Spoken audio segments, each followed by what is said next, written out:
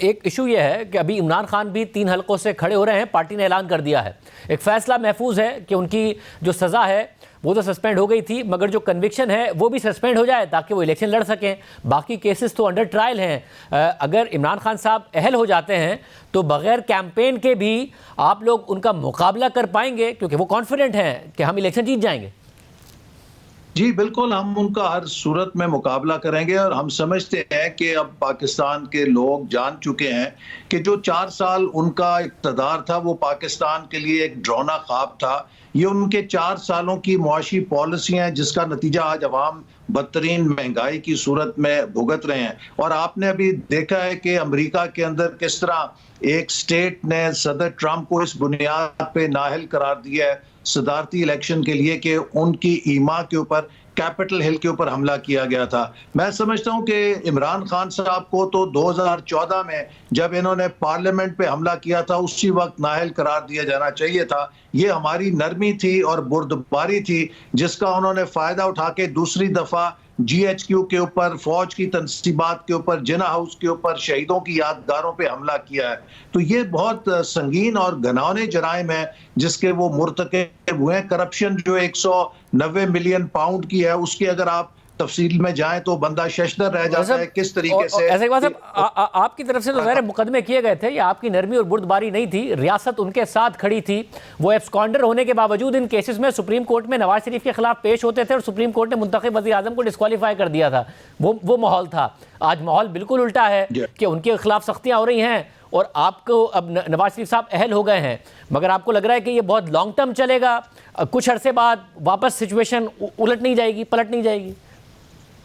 देखिए, नवाज शरीफ साहब ने GHQ पे हमला नहीं करवाया था, उन्होंने फौज की तनसीबात पे हमला नहीं कराया था, उन्होंने जिना हाउस को नहीं जलवाया था। सब जानते हैं कि वो तो CPAC चला रहे थे, वो तो मुल्क से लोड शेडिंग खत्म कर रहे थे, वो तो दहशतगर्दी खत्म कर रहे थे, वो मुल्क की तरक्की को आगे लेकर जा रहे थे, हमारी शरह तरक्की आगे जा रही थी। उनकी जो कारकर्दगी और तरक्की है वही उनका जुर्म बन गई और एक साजिश करके उनको निकाल दिया गया। लिहाजा नवाज शरीफ साहब के खिलाफ जो साजिश थी और जो आज इमरान खान साहब मुकदमात भुगत रहे हैं, इनमें जमीन आसमान का फर्क है। ये बिल्कुल दो अलग चीजें हैं। इमरान खान साहब ने जहां एक तरफ बदतरीन करप्शन के मुर्तकिब हुए, वहीं उन्होंने रियासत के अंदर इनारकी पैदा करने की कोशिश की, फौज के अंदर बगावत पैदा करने की कोशिश की और अपनी जात को रियासत से बड़ा बनाने की कोशिश की।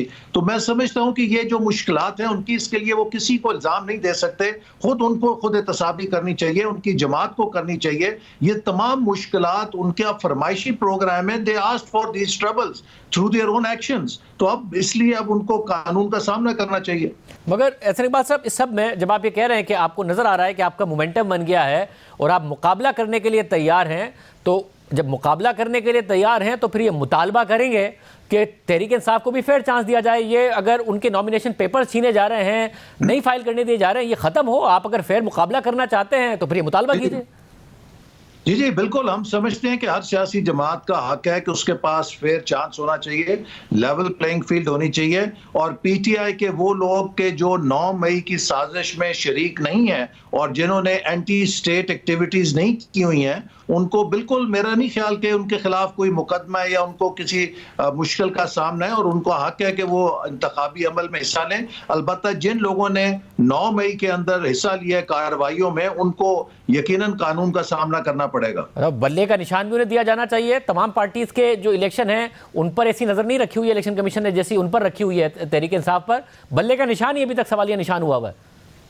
जी, वो तो उसके लिए उनको पॉलिटिकल पार्टीज एक्ट की जो रिक्वायरमेंट्स है उसको कंप्लाई करना पड़ेगा। हम सब उसको कंप्लाई करते हैं, तमाम जमातें उसके तहत अपना होमवर्क करती हैं, अपने बुक्स को मेंटेन करती हैं, हिसाबात देती हैं।